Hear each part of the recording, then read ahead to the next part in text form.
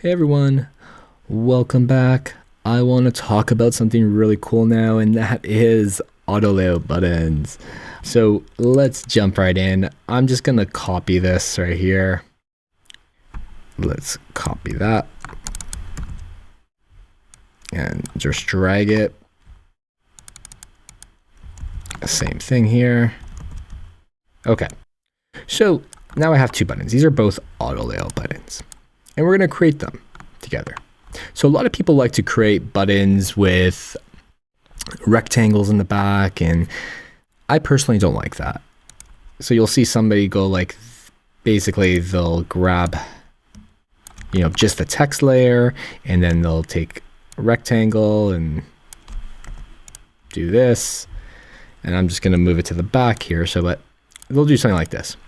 And then they'll maybe put in a frame, and then they'll have to deal with constraints and things not working properly, because then you have like a couple of different things you have to worry about. You'll have to worry about maybe the constraints or the resizing of the actual frame, and also that of the rectangle within. So this is a no-no. Let's avoid that.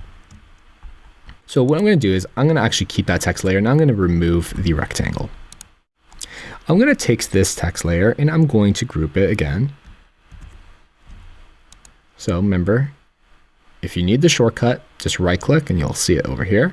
So I framed it already using the shortcut, and I'll call this my button. And then I'm going to auto layout. Now, because I'm selecting this button frame right here, I'm going to press I and grab this color. You'll notice that it didn't pop up. That's because it's hidden. So don't be scared if that happens.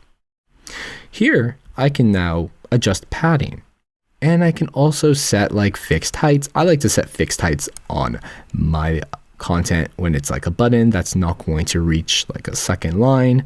So I'll just bring that height to 48 pixels, and then I'm going to start building it with auto layout. So we have that selected. The direction doesn't matter here. Neither does the spacing between the items, because we don't have an icon in there, so it's not really going to matter. Here we can actually start to the horizontal spacing, the padding, and I'm just going to select something like 32. And I'm going to make sure that this is aligned in the middle. That's really nice. And I'm not going to worry about the vertical padding because I don't really need it. I set a fixed height on this, as you can see up here, and you don't really need to worry about that. The other thing is the border radius. You can adjust that over here. I'm going to set it to 4. Let's see what that looks like. That looks really nice. So there's a couple things you can do with buttons here. You can either set them to a fixed width, like this. So if you want really long buttons, or you can set it to hug the contents. And hugging the contents means that it's going to essentially be hugging the width of whatever's within, plus the padding. So you'll see the padding's over here is at 32 pixels. Now you may want to make a bunch of different buttons. I like to have a couple different variations. So what I'm going to do is I'm going to duplicate this one by clicking in, pressing Command D. I'm just going to drag it below. And I'm going to make this version. So what I'm going to do here is I'm going to bring down the text to, let's say, 14. I want this to be a transparent button like this. So what I would do here is I would remove the fill and set a stroke. So I'm going to press the little plus button on the stroke.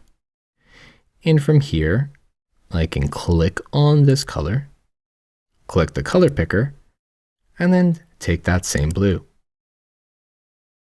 Same thing for the fill. Now, one thing you may be wondering is, oh my goodness, this is a little bit of a large button. So we can just shrink that down. Say 32, I think is fine. And then we can adjust the padding accordingly. And now we have a primary and a secondary button. And that is how you make some quick buttons using auto layout.